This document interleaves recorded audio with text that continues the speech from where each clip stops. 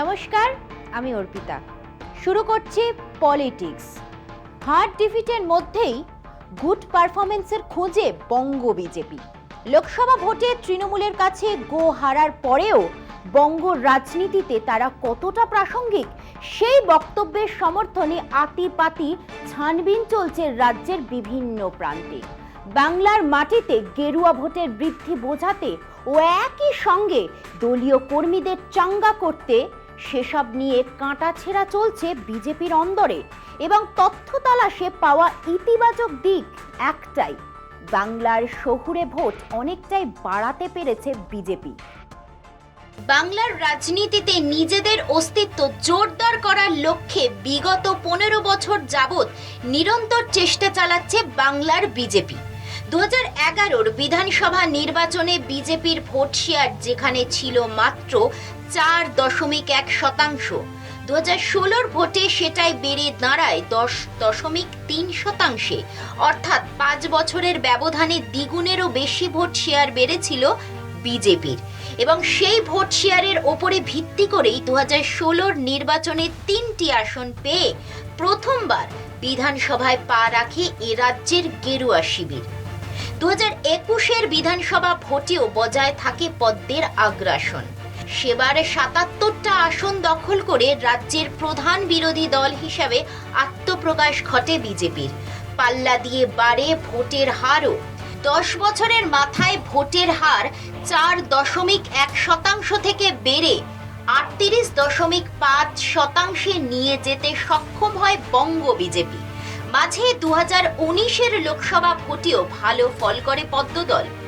কেবল 18টি আসন দখল করে তৃণমূলের কপালে ভাঁজ ফেলা নয়, পায়ের তলার মাটিও শক্ত করে তারা।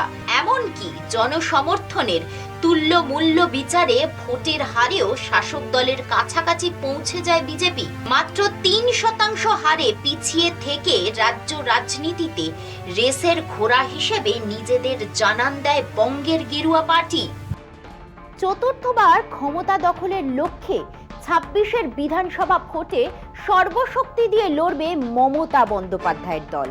তার আগে সদ্য সমাপ্ত লোকসভার ভোটে রাজ্য জুড়ে বিধানসভার গেরুয়া ফল দুঃস্বপ্ন দেখাচ্ছে তৃণমূলকে।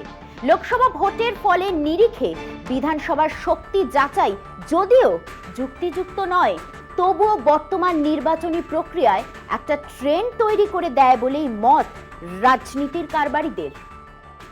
গত বিধানসভা নির্বাচনে যেখানে 77টি আসনে জিতে ভোটের মাঠ ছেড়েছিল বিজেপি, লোকসভার ফলের নিরিখে তারাই এখন 90টিতে এগিয়ে। শুধু তাই নয়, এমন 19টি বিধানসভার খোঁজ মিলেছে যেখানে 2019 লোকসভা ভোটে এগিয়ে থাকলেও 21 রাজ্য ভোটে হার হয়েছিল বিজেপির। এর মধ্যে জলপাইগুড়ি, ধূপগুড়ি, করণদিঘি, মানিকচক ও হেমতাবাদের মতো উত্তরবঙ্গের 7টি বিধানসভা ফের এসেছে পদ্ম শিবিরের ঝুলিতে। একইভাবে দক্ষিণবঙ্গের নদিয়া, উত্তর 24 পরগনা ও হুগলির 6টি বিধানসভায় তৃণমূলকে পেছনে ফেলে দিয়েছে বিজেপি। গ্রাম বাংলার পাশাপাশি বিজেপি লিড পেয়েছে কলকাতার জোড়াসাঁকো, শ্যামপুকুর ও বিধাননগর কেন্দ্রেও। এমনকি আসন দখলের নিরিখে 2 মেদিনীপুরেও অ্যাডভান্টেজ বিজেপি। পূর্ব মেদিনীপুরের 6টি ও পশ্চিম মেদিনীপুরের 3টি আসনে ভালো ফল করে ভোটের লড়াইয়ে এগিয়ে বিজেপি। একের পর এক নির্বাচনে গ্রাম বাংলায় নিজেদের আসন সংখ্যা ও ভোটের হার বাড়াতে পারলেও শহরের মানুষের অকাতর সমর্থন অধরাই থেকে যায় পদ্ম দলের। ভোটের ফল সেই হতাশা অনেকটাই দূর করতে সক্ষম হয়েছে বিজেপি। কলকাতায় তো বটেই, রাজ্যের বিভিন্ন পুর এলাকাতেও আশানুরূপ ফল করেছে তারা। এমনকি বহু পুর এলাকায় তৃণমূলকে পেছনে ফেলে বিজেপির এগোনোয় অশনি সংকেত দেখছে রাজ্যের শাসক দল। গ্রামীণ মানুষের সমর্থন পেয়ে পায়ের তলার জমি ক্রমে শক্ত করলেও শহুরে ভোট একরকম অধরাই ছিল বিজেপির। বিধানসভা কিংবা লোকসভা এ পর্যন্ত কোনো ভোটেই শহর কলকাতার সমর্থন আদায় করতে পারেনি তারা। অবশেষে লাগাতার চেষ্টার ফসল তোলা গিয়েছে এবারের লোকসভা ভোটে। কলকাতা পুরসভার 144টির মধ্যে 51টি ওয়ার্ডে এগিয়ে গিয়েছে বিজেপি, যেখানে কেবলই তৃণমূলের দাপাদাপি। ওয়ার্ডের রাশও শাসক দলের হাতে। তারপরেও মহানগরের ওয়ার্ড ভিত্তিক ফল স্বস্তি দিয়েছে বিজেপিকে এবং পদ্ম শিবিরের প্রতি শহরবাসীর এতদিনের নাক উঁচু মনোভাব কিছুটা হলেও মোছা গিয়েছে বলে মত রাজনীতির কারবারিদের। একইভাবে উত্তর থেকে দক্ষিণ রাজ্যের অন্যান্য পুর এলাকাতেও পদ্ম ফুলের ছড়াছড়ি। দীর্ঘদিন তৃণমূলের হাতে থাকার পরেও রায়গঞ্জ, বাঁশবেড়িয়া, কান্না ও কাটোয়ার মতো 69টি পুর এলাকায় জনসমর্থন হারিয়েছে শাসক দল। এবারের লোকসভা ভোটে 2019-এর তুলনায় খারাপ ফল হয়েছে বঙ্গ বিজেপি। সাংসদ সংখ্যা এক ধাক্কায় 18 থেকে নেমে গিয়েছে 12-তে। যদিও সেই হারের গ্লানি সরিয়ে দলের কৃতিত্ব খুঁজতেই মত্ত পদ্ম শিবির। তৃণমূলের কাছে জোর ধাক্কা খেয়ে দলের কর্মীদের চাঙ্গা করাই এখন বঙ্গ নেতৃত্বের প্রধান চ্যালেঞ্জ এবং সেই লক্ষ্যে রাজ্য জুড়ে ভোটের ফলের খুঁটিনাটি খুঁজে নিজেদেরই সান্ত্বনা দিচ্ছে গেরুয়া নেতৃত্ব। এখন সময় একটা বিরতির। ফিরছি বিরতি নিয়ে, সঙ্গে থাকুন। লোকসভা ভোটের ফলে আবার প্রমাণ হলো সারা দেশে বামপন্থীরা এখন ক্ষয়িষ্ণু এবং একটি প্রান্তিক শক্তিতে পরিণত হয়েছে। ভোটের প্রচারে নেমে বাম নেতারা দাবি করেছিলেন এবার তারা অনেক ভালো ফল করবে। বাংলার বামফ্রন্ট চেয়ারম্যান বিমান বসু দাবি করেছিলেন এই রাজ্যে বামেরা এবার অভাবনীয় ভালো ফল করবে, কিন্তু সকলের সব দাবি নস্যাৎ করে দিয়েছে ভোটের ফলাফল। বাস তৈরি নিয়ে বাড়ি বাড়ি থেকে নিয়ে এসে কালেক্ট করে খাইয়ে দাইয়ে অযোধ্যা নিয়ে যেতে হবে। ধর্মকর্ম আলাদা, আসলে ভোটটাকে করতে চেয়েছিল তার সেন্টার পিস রিলিজনকে করতে চেয়েছিল। আমরা বলেছিলাম সেন্টার পিসটা হোক রুজির প্রশ্ন, শিক্ষার প্রশ্ন, স্বাস্থ্যের প্রশ্ন, যেটা সুজন বলেছে, আমি তার বিস্তারিত মধ্যে যাচ্ছি না। এখানে আমাদের ক্লাস ছিল এটাই, এবং এই ক্লাস থাকবেই, ভবিষ্যতে আরও বেশি হবে। তাহলে মানুষ যখন রায় দিলেন, ঠিকই বামপন্থীদের যতটা সাফল্য আশা করা গিয়েছিল, যখন প্রতিকূলকে নিয়ে, সৃজনকে নিয়ে, সুজনকে নিয়ে, সেলিমকে নিয়ে যখন মিছিল হচ্ছে, দীপশিতাকে নিয়ে, তখন যেরকম একটা আশাবাদ জেগেছিল, তা সেটা হলো না। 2004 থেকে 2014 সাল পর্যন্ত প্রথম এবং দ্বিতীয় ইউপিএ সরকারকে কার্যত পরিচালনা করত সিপিএম তথা বামেরা। সেই সময় সংসদে বামেদের শক্তিও ছিল বিরাট। মূলত বামেদের চাপেই ন্যূনতম সাধারণ কর্মসূচিকে সামনে রেখে দুবারের ইউপিএ সরকার চলেছে। বামেদের সমর্থনে ইউপিএ সরকার ভালোই চলছিল, কিন্তু 2008-9 সালে পরমাণু চুক্তির প্রশ্নে বামেদের সঙ্গে কংগ্রেসের দূরত্ব বাড়ে। তার খেসারত বামেদের দিতে হয় 2009 সালের লোকসভা ভোটেও। তবু যা হোক, 2014 সাল পর্যন্ত ইউপিএ সরকার চলে কংগ্রেসের নেতৃত্বে। বস্তুত 2009 সাল থেকেই বামেদের রক্তক্ষরণ শুরু হতে থাকে সারা দেশে। তার আগের বছরে বাংলায় পঞ্চায়েত ভোটে অনেকগুলি জেলা পরিষদ দখল করে তৃণমূল। পরবর্তীকালে পঞ্চায়েত, পুরসভা, বিধানসভা এবং লোকসভার যত নির্বাচন হয়েছে সবেতেই সিপিএম তথা বামেদের ক্রমশ ফল খারাপ হয়েছে। 2019 সালে লোকসভায় বাংলা থেকে বামেদের কোনো প্রতিনিধিত্ব ছিল না। এবারও লোকসভায় বাংলায় একেবারে শূন্য। সামগ্রিকভাবে সারা ভারতেই বামেদের হাল এবারও খারাপ। সাকুল্যে এবার লোকসভা ভোটে সিপিএম সারা ভারতে মাত্র 4টি আসন পেয়েছে। কেরলে 1টি, রাজস্থানে 1টি এবং তামিলনাড়ুতে 2টি। এক সময়কার বাম দুর্গ বলে পরিচিত ত্রিপুরা এবং বাংলায় যথারীতি শূন্য। সিপিআই পেয়েছে 2টি, সিপিআই পেয়েছে 2টি আসন। 2021 সালের বিধানসভা ভোটেও এই রাজ্যে সিপিএম তথা বামেরা শূন্য ছিল।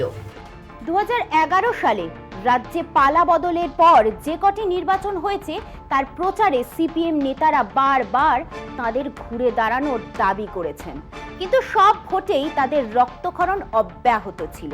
2023 সালের পঞ্চায়েত ভোটে তাদের ভোট শতাংশ কিছুটা বেড়েছিল। এবারের লোকসভা ভোটের আগে সিপিএম নেতারা আশা করেছিলেন এবার হয়তো বাংলা তাদের খালি হাতে ফেরাবে না। গোটা 10 আসনে ভালো লড়াই হবে বলে তারা ধরে রেখেছিলেন। গোটা 3 আসনে জিতবেন বলেও আশায় বুক বেঁধেছিলেন তারা। বেশ কয়েকজন অল্প বয়স্ককে সিপিএম নেতারা প্রার্থী করেন, কিন্তু দেখা গেল তারাও দাগ কাটতে পারেননি। देखिए, नतीजा निकल चुके हैं। लेफ्ट को कोई सीट नहीं मिला, ये वास्तव है। क्यों नहीं मिला, क्यों ऐसा हाल हुआ, इसका ऊपर हमें विश्लेषण करना चाहिए, छानबीन करना चाहिए, तब हम बिल्कुल सिद्धांत में पहुंच सकेंगे। लेकिन मेरा जो सोच है ये है कि हर जगह में एंटी बीजेपी ट्रेंड था। हम भी बंगाल में बीजेपी के खिलाफ हमारा ये कैंपेन देश की नाते ये हर देश में बीजेपी को हटाना चाहिए, ये तानाशाही है, इसका असर पड़ा है। ये एंटी बीजेपी कैंपेन का जो सुविधा है, ये सुविधाएं टीएमसी को मिला है, ये मेरा सोच है। বাংলায় বামেদের 30টি আসনের মধ্যে 28টিতেই প্রার্থীদের জামানত জব্দ হয়ে গিয়েছে। কেবল সিপিএম এর রাজ্য সম্পাদক মোহাম্মদ সেলিম মুর্শিদাবাদের কেন্দ্রে দ্বিতীয় স্থানে থেকে জামানত বাঁচিয়েছেন। দমদম কেন্দ্রে দলের কেন্দ্রীয় কমিটির সদস্য সুজন চক্রবর্তী তৃতীয় স্থানে থেকেও জামানত রক্ষা করতে পেরেছেন। কেরল এবং ত্রিপুরাতেও সিপিএম তথা বামেদের হাল তথৈবচ। এখন সিপিএম তাকিয়ে 2026 সালে বিধানসভা ভোটের দিকে। মোহাম্মদ সেলিম বলেছেন, কঠোর বাস্তবতার পথ খুঁজতে গেলে মানুষকে বামপন্থার দিকে আসতেই হবে। বামপন্থীদের লড়াই শেষ হয়ে যায়নি। তিনি স্বীকার করে নিয়েছেন, লোকসভা ভোটে বামপন্থীদের নিয়ে যে আশা দেখা গিয়েছিল, ফলাফলে তার প্রতিফলন হয়নি। কিন্তু তার জন্য হতাশার কোনো জায়গা নেই। মানুষের জীবন জীবিকার সমস্যা নিয়ে বামেদের লড়াই চলবেই। হার না মানার জেদ নিয়ে যে তরতাজা তরুণ প্রজন্ম বামপন্থার জন্য লড়ছে, তারাই আমাদের রসদ। এখন সময় আরও একটা বিরতি। ফিরছি বিরতি নিয়ে, সঙ্গে থাকুন। লোকসভার স্পিকার পদ 1 দশক পরে ফের চর্চায়। 2014 সাল থেকে একটানা একক শক্তিতেই ক্ষমতায় ছিল বিজেপি।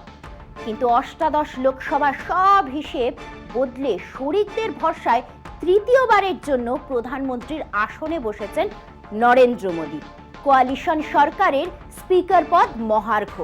সেই সুযোগে স্পিকার পদ নিয়ে এবার প্যাঁচ কষতে ব্যগ্র বিরোধী ইন্ডিয়া। देखिए, ये लड़ाई जो है लोकसभा स्पीकर की लड़ाई बहुत महत्वपूर्ण लड़ाई है। अब 2019 और 2014 वाली स्थिति संसद में नहीं है। अगर राहुल गांधी जी बोलते हैं कि हम चाहे तो सरकार कभी भी गिरा सकते हैं, उसका मतलब आप समझ जाइए कि जो बैठे हैं प्रधानमंत्री पद पर या सरकार जो बनाई है एनडीए की, वो स्थिर नहीं है, स्टेबल नहीं है, कुछ भी हो सकता है। লোকসভায় অধিবেশন পরিচালনা করেন স্পিকার। সংসদীয় ব্যবস্থায় ভারতীয় আইনসভার নিম্নকক্ষের অভিভাবক স্পিকার বা অধ্যক্ষ। তিনি সর্বৈব কর্তা। অধিবেশন পরিচালনা, সাংসদদের আচরণ বিধি দেখভালের দায়িত্ব তার উপর বর্তায়। স্পিকার সংবিধানের চূড়ান্ত রক্ষক হিসাবে বিবেচিত হন। এই আপাত মসৃণ কর্তব্যই জটিল আকার নিতে পারে শাসক পক্ষে একক সংখ্যাগরিষ্ঠতার খামতি থেকে।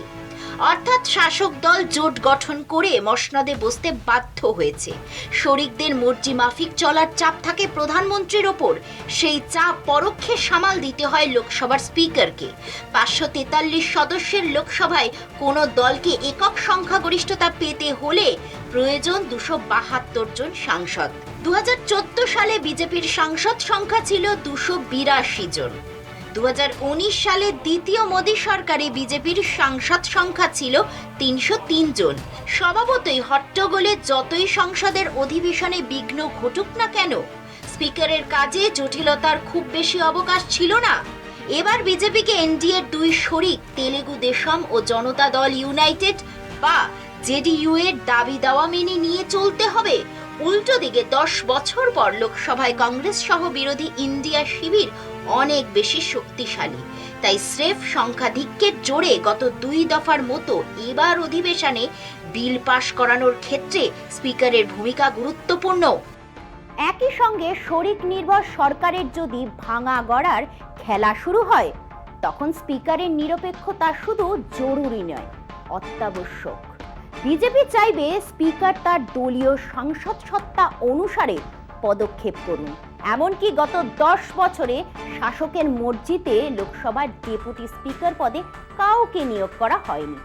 এবার সেই পদ দাবি করতে পারে শরিক দল, তাই শরিক নয়, নিজের দলের সাংসদকেই স্পিকার পদে চাইবে।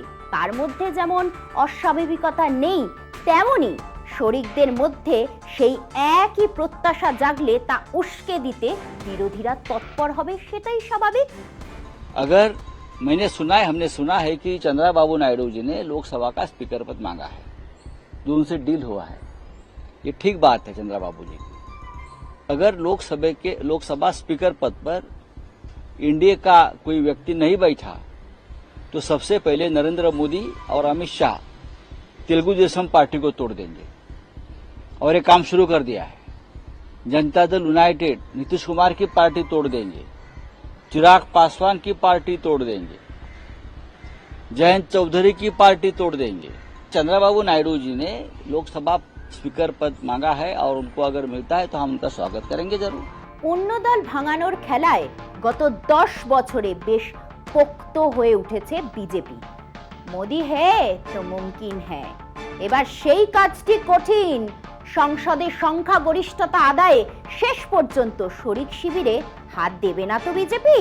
শরিকদের এমন সংখ্যা অমূলক নয়, বছর তিনেকের পুরনো হলেও মহারাষ্ট্রে অপারেশন পদ্ম, কিভাবে উদ্ধব ঠাকরে থেকে শরদ পাওয়ারের ঘর ভেঙেছিলেন মোদি অমিত শাহর জুটি, তা স্মৃতিতে অমলিন।